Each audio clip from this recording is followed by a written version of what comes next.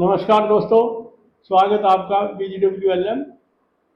आज श्री अरविंद राठी, डॉक्टर अरविंद राठी से सीखते हैं बच्चों के लिए कि गांव के बच्चे जो खास करके या हिंदी मीडियम के जो बच्चे हैं वो इंग्लिश अच्छी तरह से नहीं बोल पाते हैं। इनसे ज़रा टिप्स लेते हैं कि कैसे how they can improve their English and be fluent in the English in speaking as well as writing. अगर वो टिप्स फॉलो किए जाएं तो ये बहुत ही काम की चीज़ रहेंगे। सुनिए श्री अरविंद राठी जी। जी सर, बताइए।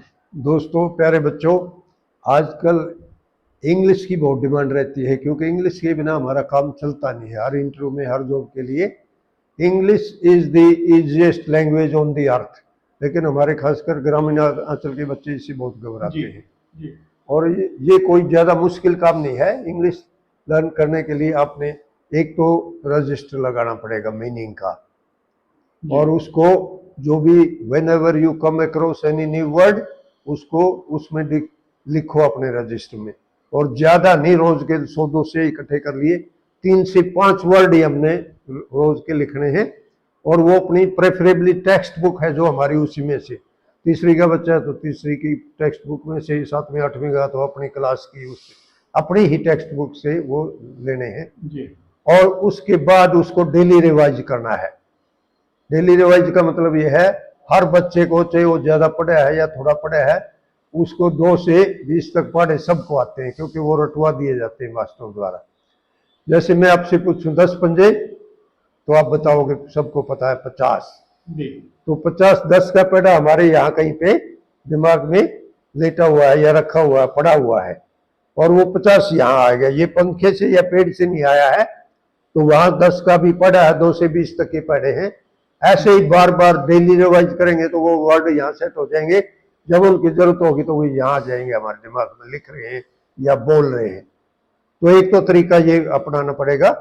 और 4 फ्रंट पे हमें इंग्लिश चाहिए: रीडिंग, राइटिंग, लिसनिंग और स्पीकिंग जी। तो रीडिंग का तो कोई भी आप अपनी टेक्स्ट बुक ले, कम से कम उसके 1-2 पेज डेली पढ़े, 15 मिनट लगा लें, ज्यादा भी जरूरत नहीं है। और 15 मिनट राइटिंग भी करेंगे। कोई टॉपिक ले लिया, चेयर ले लिया, घर में कोई चीज देख लो, मिल्क पे लिख लिया, पानी पे लिख लिया, किसी पे भी शेप पे लिख लिया, कोई एक पेज 2 पेज रोजाना राइटिंग करेंगे। फिर हो गया लिसनिंग का। लिसनिंग के लिए 15 मिनट BBC, प्रेफरेबली BBC या CNN, टीवी पे या रेडियो पे भी इनका प्रोग्राम आता है, तो उससे आप 15 मिनट वो सुनेंगे। और हो सकता है शुरू दिन में बिल्कुल भी समझ ना आए तो घबराने की कोई जरूरत नहीं है, कल समझ में आ जाएगा या परसों आ जाएगा। उसके बाद तीसरा रह गया आपका स्पीकिंग का। तो कोई भी अपने साथी है, कोलीग है, बहन भाई है, उसके साथ बैठ के आप 15 मिनट इसमें स्पीकिंग भी करेंगे जी। तो उसमें वार्तालाप भी हो सकती है, या आप अकेले स्पीक कर सकते हैं। वो आपको पॉइंट आउट कर दे, भाई ये कमी थी, ये गलत रह गया, ये हो गया। तो ऐसे ये इम्प्रूव हो सकती है। और इससे बिल्कुल ना घबराएं। मैं अपना एक्सपीरियंस बताता हूँ। मैंने तीसरी में, हमारे टाइम में छठी में इंग्लिश लगती थी, तीसरी में मैं एक कदा लिया, A for Apple, B for boy. उसके बाद मैं पानीपत पढ़ता था, मॉडल टाउन में पढ़ते थे, मेरा भाई बूढ़ा एक सर्विस करता था।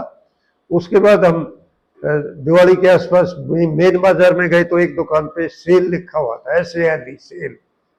मैंने लर्नर था, शुरुआत की थी, तो मैंने उसको पढ़ा साले। अभी साले ने दुकान खोल ली, SALE तो साले ही बनेगा ना जी। और उसका भी एक कारण था, जब 1-2-3 बार रोहतक आए हुए, छोटी तीसरी कक्षा बच्चा कितनी बार आता है गांव से, तो हमारे यहाँ भिवानी स्टैंड पे आते थे, तो एक चाचा भतीजा पान भंडार था। चाचा भतीजा पान भंडार, मैंने सोचा भाई वो चाचा भतीजा था, ये साले ने दुकान खोल ली। आगे गए तो 2-4-10 दुकानों पे देखी ने साले साले। मैं सोचा भाई इतनी सालों की दुकान नहीं हो सकती, it may be something else. उस टाइम तो इतनी अंग्रेजी नहीं आती थी, मैंने सोचा भाई ये कुछ और हो सकता है जी। अब मेरे को ध्यान नहीं है, वो भाई ने बताई है, बाद में बड़ा होके समझ आई कि ये सेल होता है, डिस्काउंट में सामान मिलता है, लेकिन मैं अभी भी उसको साले ही पढ़ता हूँ। नंबर 2, मेरा फर्स्ट डे था नौकरी का। मैं ज्वाइन करके, मेरा जो ऑफिस हेड था वो बोला भाई आप एक जीप ले जाएं, ऐसे 200 रुपये उससे ले लो। तो उसके बाद BVSC कराया, मैं मैट्रिक कर ली। I never felt any difficulty as far as English is concern. तो उसमें ये है, मैं चाहे बड़ा अंग्रेजी ना बनाऊं, लेकिन मैं अंग्रेजी से नहीं घबराता कम से कम। जी उसके बाद क्या हुआ, पहला दिन नौकरी का, तो वो उसने बोला भाई एक एप्लीकेशन लिख लो, 2000 रुपीज उससे कैशियर से वो ले लो, मेरे से सैंक्शन करवा लो।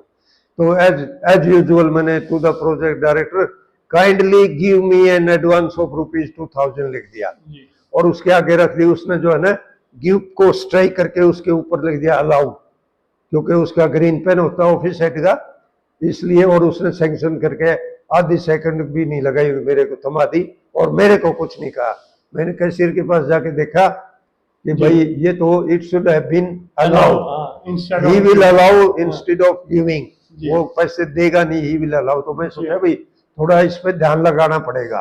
जी उसके बाद फिर मैंने इन सर्विस 3-4 साल के बाद LLB में एडमिशन ले लिया, जी इवनिंग क्लासेस MD यूनिवर्सिटी। तो मेरा जैसे कि हैबिट थी, मैं एक बेयर एक्ट खरीद लिया, तो बेयर एक्ट पढ़ने लगा, पता नहीं वो क्रिमिनल लॉ का था या कॉन्स्टिट्यूशनल लॉ का था। There is one word notwithstanding, it is very frequently used in law books, उसका मेरे को मतलब नहीं पता था। जी तो उस दिन फिर मैंने एक रजिस्टर खरीदा और पहला वर्ड वही लिखा, जी और फिर मैंने एक डिक्शनरी ली, डिक्शनरी जो सबसे अच्छी है हाई स्कूल के बच्चों के लिए, जी वो है Oxford advance learners dictionary of English language by AS Hornby. ये बेस्ट यूनिवर्सिटी है, और इससे का ये आप IAS तक चले जाओ, इससे ज्यादा जरूरत भी नहीं है, एक बार खरीद लो, लाइफ लॉन्ग यही बहुत होगी। अगर हो सके तो एक थीसॉरस खरीद लो, thesaurus is a dictionary of synonyms. जी तो इसमें जैसे हिंदी में पर्यायवाची हैं, जल के बहुत सारे मीनिंग है, पानी, नीरज, जलज, पता नहीं अच्छा, क्या। ये थीस और सर ये कहाँ मिले आमतौर तीस और शाम इसमें बुक्स पे बुक्स पे मिल जाएगा। कितनी और प्राइस होती होगी एक ये एवरेज 500 रुपए के 500 करीब है, और रुपए के 500 करीब। रुपए डिक्शनरी भी है, 150 इधर उधर हो सकती है, इतने में क्योंकि मतलब अब से मैंने खरीदी नहीं है। प्रिपेयर हो जाएगा बच्चा। तो जी थीसॉरस जो है वो खरीदे, ऑक्सफोर्ड कॉम्पैक्ट थीसॉरस, जी ऑक्सफोर्ड OXFORD कॉम्पैक्ट COMPACT, हाँ जी थीसॉरस THESAURUS। हाँ जी तो ये थीसॉरस मान जी। Dictionary of synonyms. मैं Synonyms, यहाँ पे एक क्वेश्चन जी। आपको पॉइंट आउट करना चाहूँ, एक चेतावनी टाइप, कि भाई थीसॉरस जब यूज करेंगे जब आपको बेस वर्ड क्लियर हो। जी बेस वर्ड क्लियर होगा तो एक बात ध्यान से पढ़ ले, उसमें 7, 8, 10, 12 मीनिंग होंगे, जी और बेस वर्ड क्लियर नहीं है तो इट विल क्रिएट कंफ्यूजन, वो 10, 12 और मिक्स हो और जाएंगे, confuse कर आपको देंगे। और भी डिफिकल्ट और कंफ्यूजिंग लगेगा। जी जी बेस वर्ड पहले क्लियर होना चाहिए, फिर तो एक बार पढ़ोगे ना उनको रटने या ज्यादा मगअप करने की जरूरत नहीं है, जरूरत नहीं है। उन वर्ड्स को ध्यान से पढ़ो, वही रिकलेक्ट हो जाएंगे जब आपको उनकी जरूरत होगी। जी तो ये करें, इससे काफी आपको इंग्लिश इंप्रूव हो जाएगी। और पेपर पढ़ें, एक पेपर जैसे ट्रिब्यून ले लें, ट्रिब्यून की लैंग्वेज जो है वो आसान है, जी एक पेपर खरीद लें, बंधवाने लगवाने की भी जरूरत नहीं है, एक पेपर को आप 10-15 दिन में पढ़ें, उसके पेज डिवाइड से कर लें, जरूर नहीं एक पेपर लगे रहे सारा शाम तक 24 घंटे में खत्म करना है, जी। आप 10 से लेके 15 दिन एडजस्ट कर लें, इतने में पढ़ें, एक पेपर खरीद लें वहाँ पे अखबारों की दुकान से, उसी को पढ़ें, और उसमें जो डिफिकल्ट वर्ड है विच यू डोंट नो उसको अंडरलाइन कर लें। अखबार है तो प्रेफरेबली उसमें पेन से कर लें, अगर एक बार वो वर्ड चूक गए तो आप वो ही ढूंढना बड़ा मुश्किल हो जाएगा। जी फिर उसको रजिस्टर में लिखें, डिक्शनरी से उसका मीनिंग देखें, और उसमें समझ नहीं आए तो थीसॉरस की हेल्प ले सकते हैं। थीसॉरस का मतलब ये है उसमें 10-12 मीनिंग होंगे, जी। कोई न कोई आपको आता मिल सकता है, मिलता जुलता सब मिल जाएगा। तो ये लेंगे। और टेक्स्ट बुक है या कोई आपकी पर्सनल मैगजीन है तो उसको आप पेन से भी अंडरलाइन कर सकते हैं। टेक्स्ट बुक को मैं सलाह दूंगा कि उसको पेन की बजाय पेंसिल से अंडरलाइन कर लें, जी वो आसानी रह गई। ये फार्मूला लगा लो आपकी 2-3-6 महीने में, तो you will be able to speak very fluent English and you will be very much confident as far as English is concern. Thank you. Okay sir. कर दूं अच्छा, कैसा बच्चों ये लगा आपको प्रोग्राम? और ये अच्छा लगा हो तो इस पर कमेंट जरूर करें, इसको फॉलो जरूर करें, जैसा राठी साहब ने बताया है इसको जरूर इम्प्लीमेंट करने की कोशिश करें, ताकि आपका जो है इंग्लिश अच्छी हो जाएगी और you will not be ashamed while talking to someone who is boasting of himself as knowing English well. तो आप at equal footing you can speak with him, और ये बहुत ही अच्छा एक बूस्टिंग ऑफ मोरल जो है ना आपको काम आएगा। इसको ज़रूर फॉलो करें। अच्छा लगा हो तो कमेंट करें। धन्यवाद।